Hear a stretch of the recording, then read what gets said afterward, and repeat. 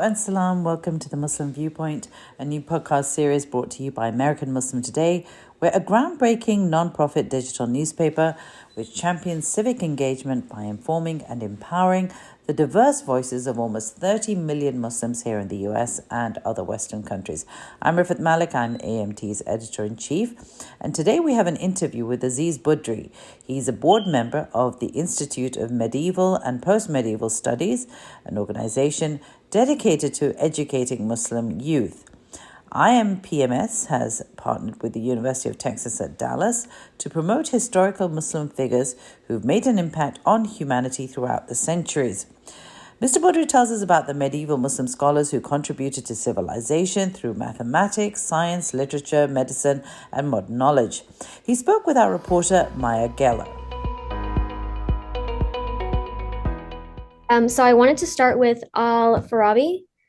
And if you could just tell me about some major contributions he made to, I believe it was philosophy. Yeah, philosophy. Al-Farabi actually was born in 872 in a province called Faryab, which is in Afghanistan of today. Yeah, he was renowned in Islamic philosophy. He studied, Greek philosophers, but also he had his own school of philosophy, which was based on Islamic knowledge. And his work is actually continuous up to today. He studied in many universities and colleges in the Islamic world. But he also was a political philosopher.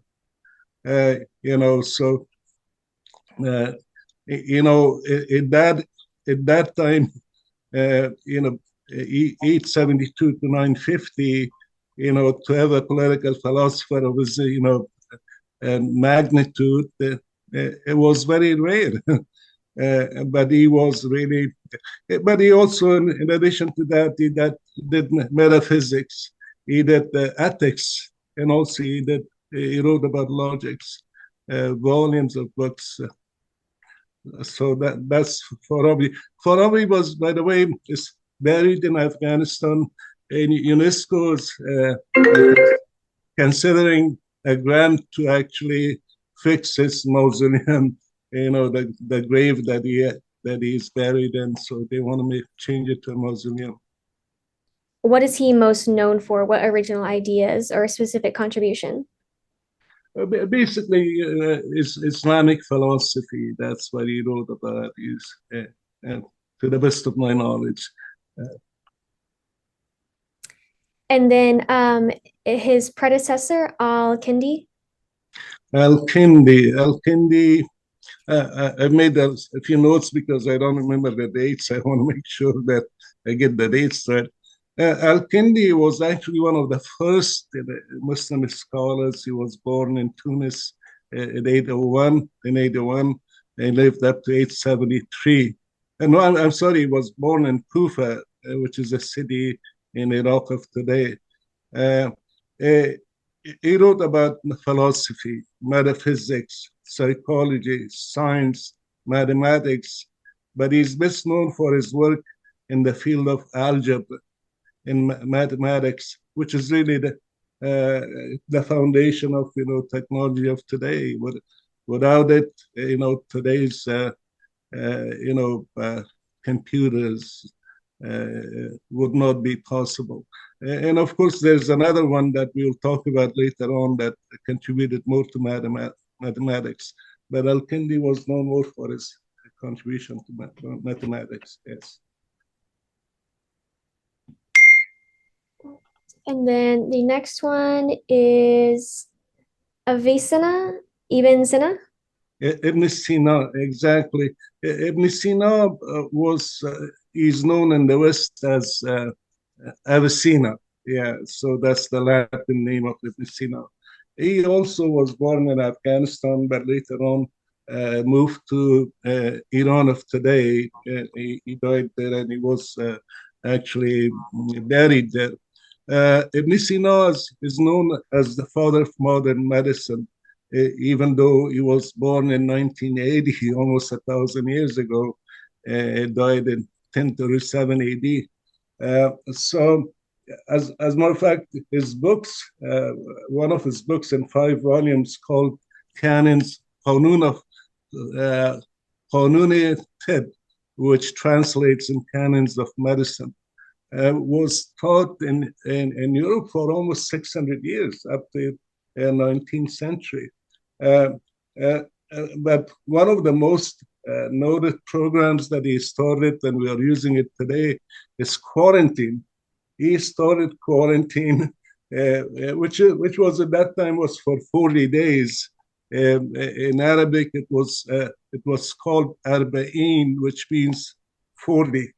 And they are actually using that quarantine program in Muslim countries even today for 40 days. But here we shorten it down to 14 days. When we had COVID, we still have COVID to some extent.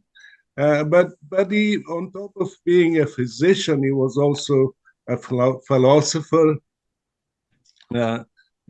He studied mathematics. He studied psychology. He may have done the very first psychoanalysis in history. There was a prince in Persia that was sick, he never felt good. They brought all the doctors, all the physicians to actually treat him. Nobody could. So Avicenna finds out that he was actually lovesick. He loves a girl, but he couldn't talk about it to the king, his father. So they found out what the problem was, and they treated him. He actually had a total of 450 publications. 450 publications, out of which about 240 still survive.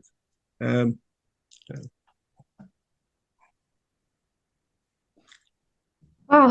And then Averroes ibn Rushdie, what was his area of focus and major contributions? Ibn Rushd was, he was actually born in Spain of today, in the city of Cordoba. In that time, he was, the place was called Andalus, Al-Andalus, which was under the control of the Muslims at that time. So he was born on April 14, 1126. He was a philosopher, a theologian, and in his body of work was really established the enlightenment of Europe, and also the rational school of philosophy in Europe. So he's actually noted for that, to have helped bring about enlightenment. In all of these, Maya, one of the things that I really need to mention is Renaissance would not have been possible without the contribution of these scholars. Not only their own work, but also they did a lot of translation, of the Greek philosophers and the former science. So that was a bridge between actually Renaissance in the past.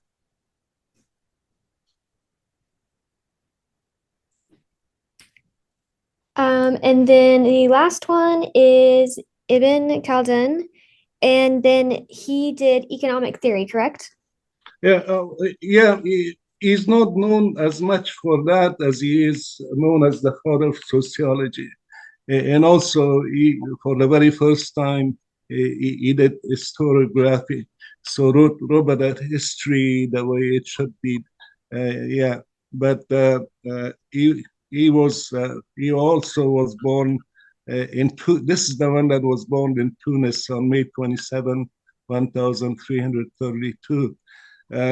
Actually, undergraduate college at the University of Iowa, one of my double majors was sociology. They talked about him a little bit, but in the West, he's not known as father of the sociology, but most objective Western scholars now they admit that he was the father of sociology, Ibn Khaldun. So we've talked about five figures today, and there is one more, as I mentioned before. Are there any other scholars or scientists that will be highlighted throughout the exhibit? Yeah. Actually, there's a book called 1001 Inventions. These are by the Muslims. So there are so many of them, but the ones that I really like, one is Jabir ibn Hayyan, 722 to 804 AD. He's the father of chemistry. I mean, when you read about him, he did so much. Some of the formulas in his experimentation we are still using today. It has survived almost 1,200 years. Another one that I really like is Al-Khwarizmi. Al-Khwarizmi, he was born in Central Asia of today, 780, and he died at 850. But he's the father of algebra and also algorithm. His name Al-Khwarizmi is Latinized to algorithm. Without his contribution, today's computers would not be possible. Encryption would not be possible. And also, he's the one that brought the Arabic numerals 0 to 9 into the world, actually. So that's another one that I like. And the next one that I would like to mention is Ibn Haytham. Ibn Haytham, he lived from 965 to 1040 AD. He was the father of optics. Without him, today's cameras, my eyeglasses, and lenses, they would, and cameras would not be possible. And there are many, many more that we can talk about, but those are the ones that I really like. Yeah. Right. And so, as you've mentioned, there's all these great scholars, and I know they come from the golden age of Islam, during whenever Europe was going through their dark ages. And as you mentioned, they translated all of that Greek work into Arabic, and then they retranslated it back whenever the Renaissance happened. So why do you think that their contributions got so lost throughout time and through the Western world? Well, there are many reasons for that. One, Muslims themselves diverted from science and technology to theology. They thought, especially there was an imam by the name of Ghazali. He was the principal of a school in Baghdad that they call it the House of Wisdom. And he's the one that actually tried to divert the curriculum from science and philosophy because he thought, it would change the minds of, the students. He went back to theology. Let's just study Islam, forget about everything else. So that was number one. Number two was colonialism. That really, remember, the Mughal dynasty of India. They were at the height of, their civilization. They were, by some accounts, they were 23% of the GDP of the entire world. But when Great Britain, colonized it for 200 years, the GDP of Great Britain went up from 3% to 24%, and India is down to 4%. So colonization, did not really help the Muslim nations either. They suppressed education. they tried to use them more as slaves, as laborers, build railroads from India to all the way to nations like Kenya. Kenya was another nation that actually historians say about 24,000 Indians died there building the railroads. So one is the Muslims' fault themselves because we changed directions. The second was called colonialism. And then Great Britain actually suppressed Muslims totally. Like in India, for instance, when they were in control, one of their lords written in a book that Muslims should not be given a job anything above janitorial level. So you can actually deduce from that why they could not develop science and technology in their nations. Introduce the scholars to not only to the Muslims around the world, but also to non-Muslims, because a lot of people, especially even Muslim college students, they think everything that has been invented in the past 200 years is really by the West. And that is not true. There's been other civilizations like Chinese, Indians, and Muslim civilizations that have laid the foundation of what we have today.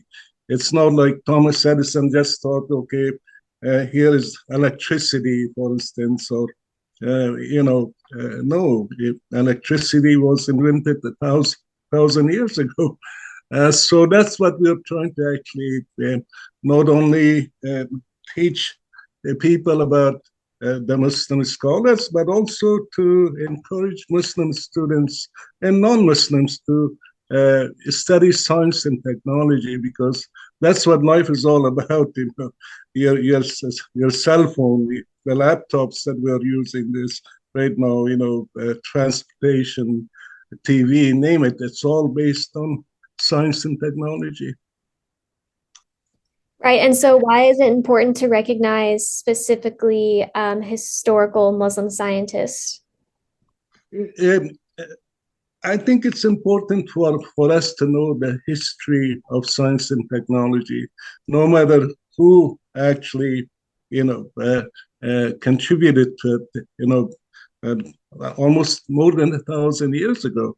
And the reason specifically for Muslims to be recognized is because, the way in this country Muslims are portrayed is, like there are about 1.8 billion of us.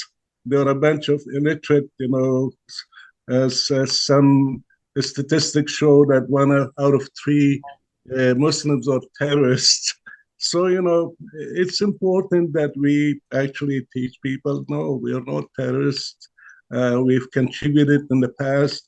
We are contributing right now. The COVID vaccine was actually invented by 2 Muslims, Turkish Muslims in Germany.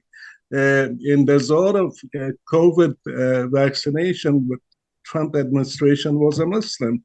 But nobody talks about those except, all the negative images that they can gather. They show that on TV. So it is important that we tell people. And if we don't know our history, how can we actually advance to the future? Right. And so this exhibit is being displayed at UTD, right? Right. And so why is that? Is there a partnership, or is it to engage the youth? Actually, it's a partnership in 2 ways. One, our founder, Dr. Bashir Ahmed, and he's our president right now, he gifted $1 million to the Sciences Auditorium, and it had him and his wife, Dr. Shakila, so that we had actually, a grand opening of that just about a couple months ago. And the second part of this partnership is Dr. Mustafa Ishaq Bashaki, who is the distinguished professor at UTD. He teaches astrophysics. And so the board of directors, we decided to actually do this. And it was actually his hard work that actually came to fruition, Dr. Mustafa's work. And, we all helped, but he's the one that actually made it happen. But this is not the first time, Maya. We've done this in the past. We've had programs at UTD, SMU, TCU, and we are all trying to actually propagate the knowledge about, the Muslim scholars. The exhibit, I encourage everybody to go and see it. It's going to last up to January 14th of 2023.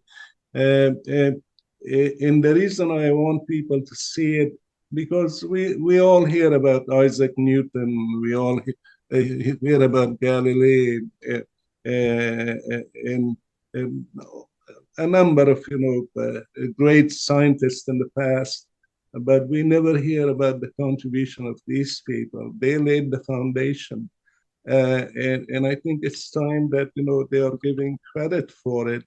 And one of the best ways is really to attend the exhibit.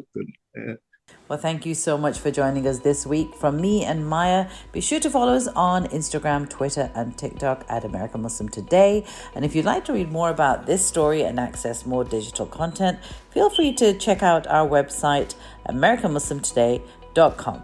Bye for now.